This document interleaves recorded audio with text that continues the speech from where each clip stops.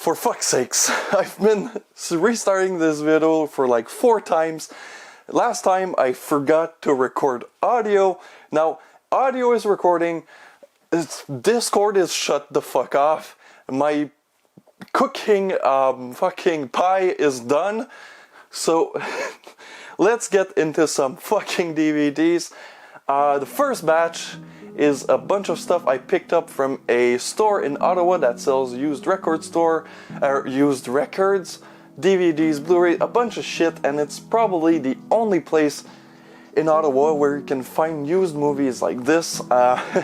From my experience, Ottawa is not really into horror or exploitation, and even less experimental, disturbing horror, but this is what I found.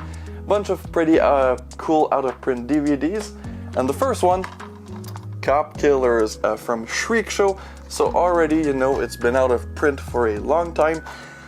I'm still a fan of Shriek Show. They did great stuff in the early years of these types of films finally getting home releases on DVD in North America. Like a lot of Italian stuff, I still own a bunch of their old Italian movie DVDs, so that's pretty cool, and I'm always happy to find them. I haven't seen this one yet, but I think it's a exploitation, and it looks to be in the veins of, you know, Fight for Your Life, that really gritty American exploitation, low budget style, which I do fucking love. Speaking of low budget American movies, Carnosaur, in the previous recordings I called this Carnosaur.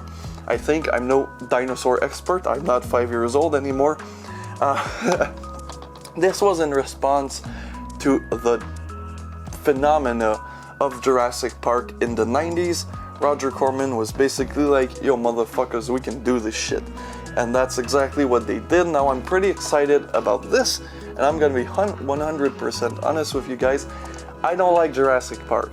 I don't like most blockbuster movies from the 90s. Couldn't care less about The Matrix. Couldn't care less about Jurassic Park. What else was a big franchise in the 90s that I truly do not give a fuck about? You know, these types of films, you know. But I'm always happy to see Roger Corman taking advantage of the popularity of a Hollywood film and making a super low budget fucking R-rated version of Jurassic Park with some animatronics that are surely great. So yeah, this looks pretty fucking cool. Now this I confused with another film, but I'm still glad I got it. The Hitchhiker. I thought this was the 80s Hitchhiker or Hitcher, is that the one? I'm not even sure about the name. But this is a HBO series from HBO Video. Now I'm really happy I got this, because HBO Video releases are fucking hard to come by here in Canada. I'm still looking for Q&A on DVD. If you have a copy of Q&A on DVD, please let me know. I've been wanting to see that movie for years. I have it on VHS, I'm just too lazy to bust out my VHS player. And I feel like I need to watch Q&A. So if you have Q&A and you're willing to sell it, I can even trade you the VHS for it. I don't care about the VHS that much. Please let me know. But this is a series, I think it's an anthology series, like all the episodes have a different story. And it has Gary Busey, Kirstie Alley, Margaret Kidder, William Dafoe, Ellen Hunt. Like, the cast is pretty fucking cool for a like 80s HBO series, or is it? I don't know when it was. Don't quote me on that. I'm no expert TV. I can talk to you about movies for hours. TV, I don't know anything about it. Cinema of Death. Now, you know from my recent videos on this channel, I'm all about underground, obscure, experimental films, and this is Cult Epics that released a compilation of all these types of movies. So there are 5 films in this collection, and they span from the 80s to the 2000s, some 90s. It is Adoration, Dislandia, Pig, Hollywood Babylon, and Le Poème, which is French. And it looks pretty cool. It's a limited edition to 2500. Yeah, today we don't really call that limited, we call that a regular run, but back then it was. And I have the 704th, and this just comes with these little poster cards. They look fucking badass. I'm not sure how much I can show, because some of them get pretty graphic, but pretty cool. From Cult Epics. Cult Epics still does a wonderful job with their catalog. One of my favorite company that doesn't really release a lot of stuff. The last one I got from them was Death Laid an Egg, and that was a okay giallo, more of an experimental giallo, but still entertaining though. Highly recommended. Now I know these are very common in the States and they're really cheap, but here less common. Tartan Asia Extreme Cello. I started watching this film but got distracted with something else, and it's a Korean horror film from the mid-2000s, and from the start I can feel the dread.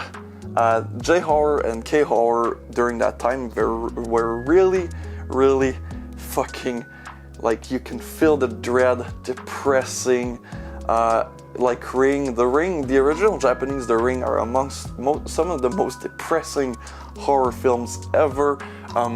Pulse, you finish watching Pulse and you're like, what? Life isn't worth it. Why the fuck am I keeping on living? This has the same feel. Really excited to watch it because I do love myself some Korean horror. And as you guys know, I collect a lot of Asian horror or just Asian experimental film. You know, I used to collect a lot of Italian stuff, then I got most of it the Italian stuff I wanted. And the releases I've kind of slowed down. I know Severin, bless their hearts, and Arrow are still releasing some awesome Italian films, and they're probably the two last company that to do so. And well, in North America, I know 88 Films and stuff like that. So I still collect them. I've just been slowing down and buying more Asian stuff, but it's always like that in my collection. It's like I have this Asian phase, then I have the Italian phase, and I come back to the Asian phase, blah blah blah, throw in some Euro trash in there, and that's pretty much my collection. Now for something completely random, Vice, the Vice Guide to Travel. Now I used to watch a lot of Vice in their early years on YouTube. Their documentary work was exceptional for the internet. Since then, you know, a lot of people have higher production values, and but this is like old school Vice, and the reason why I bought this, and because you can see pretty much all of these on their YouTube channel, it's for the David Show in Uganda segment. And I just really like the style, the book there. It's really, you know, in the style of a travel book, and I don't know, I'll probably read the articles. I'm kind of interested. And of course this one is a classic if you're... Shut the fuck up, bird. This one's a classic if you're into old school Vice on YouTube. So yeah, kind of just curious. Vice, you know, has kind of went downhill, but some of their more recent stuff isn't too bad. Vice Asia, highly recommended. You fucking birds, shut your fucking mouth. Thank you. They're fucking cunts. Now for something I picked up at a flea market. The only thing I picked up, well, two things I picked up. The VHS for The Harder They Come, which, no, it's not a porno flick, it's a early blaxploitation, one of the first midnight movies, and this is one of the original releases on VHS from 1991, and it's kind of rare. What I'll do is I might sell it, I might keep it. I just really love the artwork, and since it's on VHS it's huge, but I thought of selling it because the VHS and Blu-ray are basically the same price. You fucking birds are basically the same. I don't know if you can even hear them, but they're fucking annoying. But the VHS Blu-ray are the same price, so I'd rather have the Blu-ray, so I might sell this on eBay and buy the Blu-ray instead. The only mainstream, like, regular film from this update, Grand Budapest Hotel. I haven't seen any Wes Anderson films yet. As a film nerd, I should, but this is my first Wes Anderson, thing. Some Blu-rays. Bag Boy, Lover Boy. Heard a lot about this on Severance Seller videos. A lot of the directors were like, picked this up and they were talking how it's gritty New York, but made in modern day New York, which is very difficult. Got a vape. And this just looked really intriguing. Bought it and didn't know, but I bought the UK import, I guess, in a clear case, slim clear case, and which I don't mind. And it's fucking great. I might do a review about it because it does kind of get into what I usually talk about, so I'll keep my opinions for a review, but just know that if you're on the fence, you shouldn't be, and you should just buy it. It's like 73 minutes, it goes by super fucking quick, it's great. Now getting into some indie stuff, Satanic Works of Jasmine, go watch my review, my full review, pretty fucking cool movie, Sam Hell, experimental, so yeah, go check that out. Will I have to censor this? There's like a bit of nipple, but fuck it. Vania, another Sam Hell produced, directed film.